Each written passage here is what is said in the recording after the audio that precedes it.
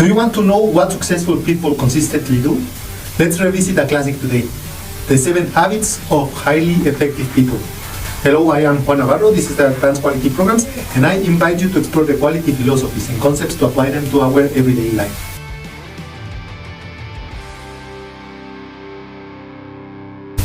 After selling 25 million copies in 40 languages, The 7 Habits of Highly Effective People has become an icon in the field of leadership and personal development. Like other 2 books that we explored, this will be a high-level review of the entire book to inspire you with ideas and potentially ignite your interest in exploring the strategies that this book provides to change your life. Covey builds this book on the principle that inner success precedes external success. He affirms that private victory must come before any public victory. Essentially, personal mastery comes first, and then he discusses how habits are the building blocks of the life you want to create. The 7 Habits of Highly Effective People is not a get-rich-quick method. It is about strategic, deliberate change to create your own destiny. Covey draws a distinction between effective and efficient progress. Many of us are caught up in the time management, when efficiency is not the primary objective we should be pursuing. He says that we should think about what is most important for us and see if it is the center around which our life revolves without worrying about efficiency. There is no use in being efficient if what you are doing lacks meaning for the essential value. Effectiveness then is more important in that sense. So now with that introduction, let's get into the habits. The habit 1 is be proactive. Your life doesn't happen just like that, whether you realize it or not. It is carefully designed by you. The choices, after all, are yours. You choose happiness, you choose sadness, you choose decisiveness, ambivalence, success, failure, courage, fear. The key is to remember that in every moment, the choice is yours. Every moment, every situation provides you with a new choice. In doing so, it gives you the perfect opportunity to do things that produce positive results. Being proactive in life means taking responsibility for your life. We are responsible for being proactive. Proactivity is the ability to respond to situations, both good and bad. In a way, that means taking responsibility.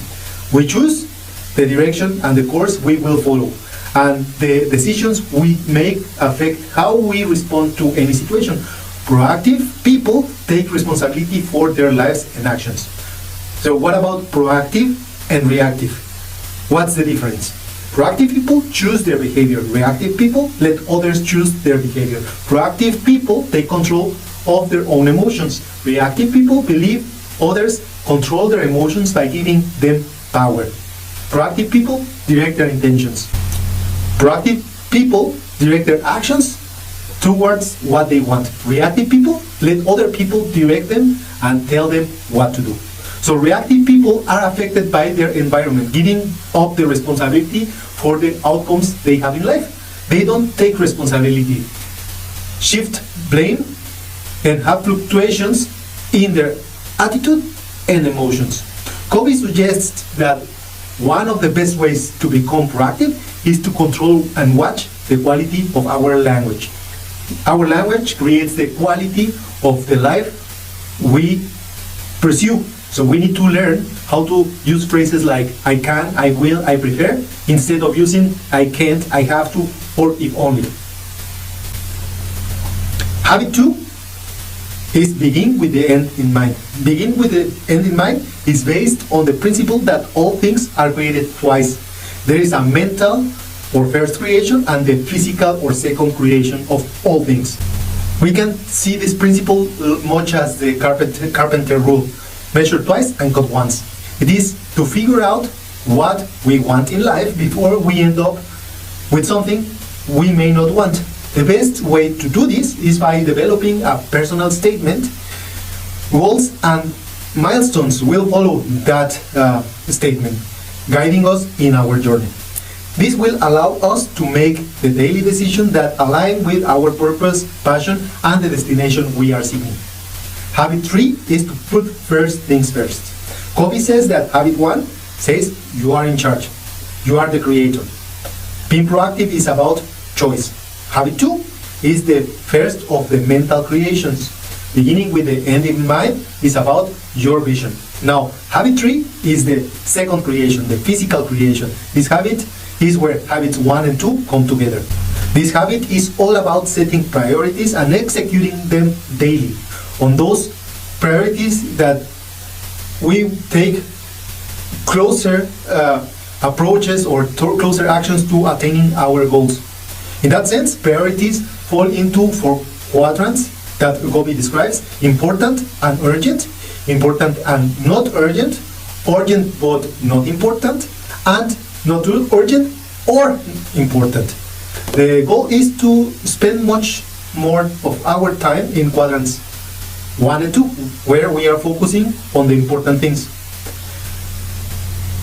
And quadrant 4, where not urgent or nor important tasks happen, like scrolling social media, or where many people tend to waste their time today, should be avoided. Yeah? Habit 4 is about thinking win-win.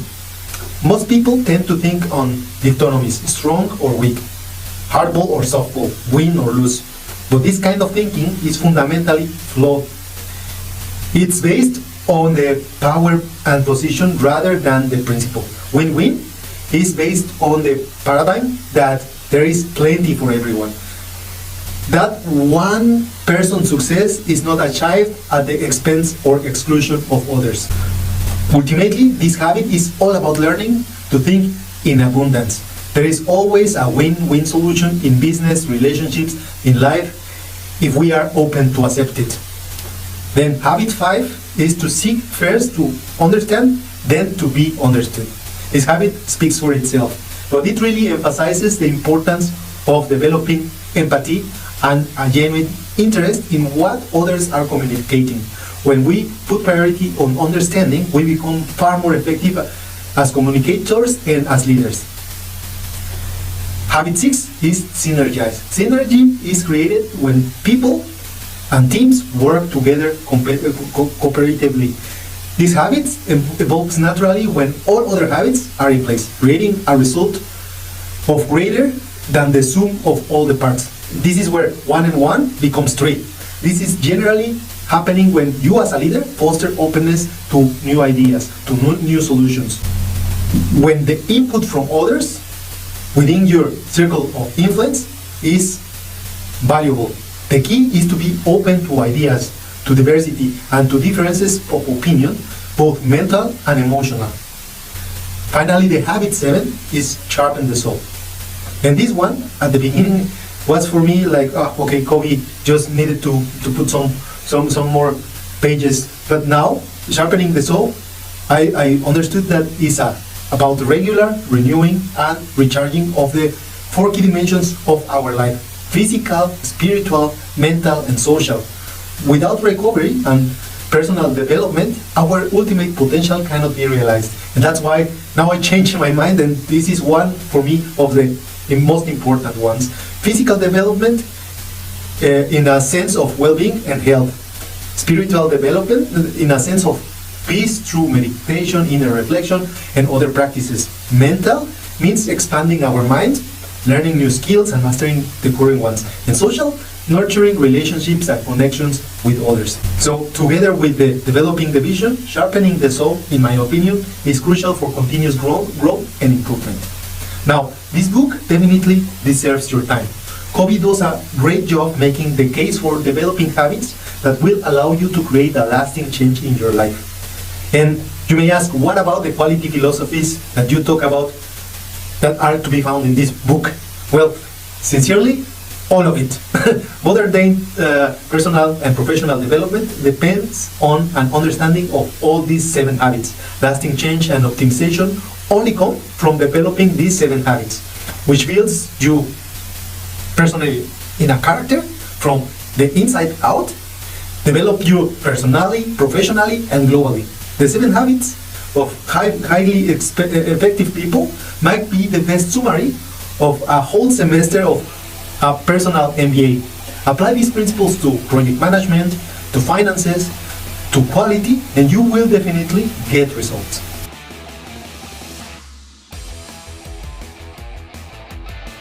And that was it for today. That's all what I prepared for you today. I hope you like the summary of the book. As I said, it's a high-level summary, but it should be concise and should help you to understand the principles. If you did, don't forget to hit like. If you liked it and if you find it valuable, don't forget to share and comment. And before leaving, I would like to thank everybody that has acquired the books Life Quality Projects and Principles of Quality. All your ratings on Amazon and Goodreads. And before leaving, don't forget to hit the bell so you get the notification, and see you next week.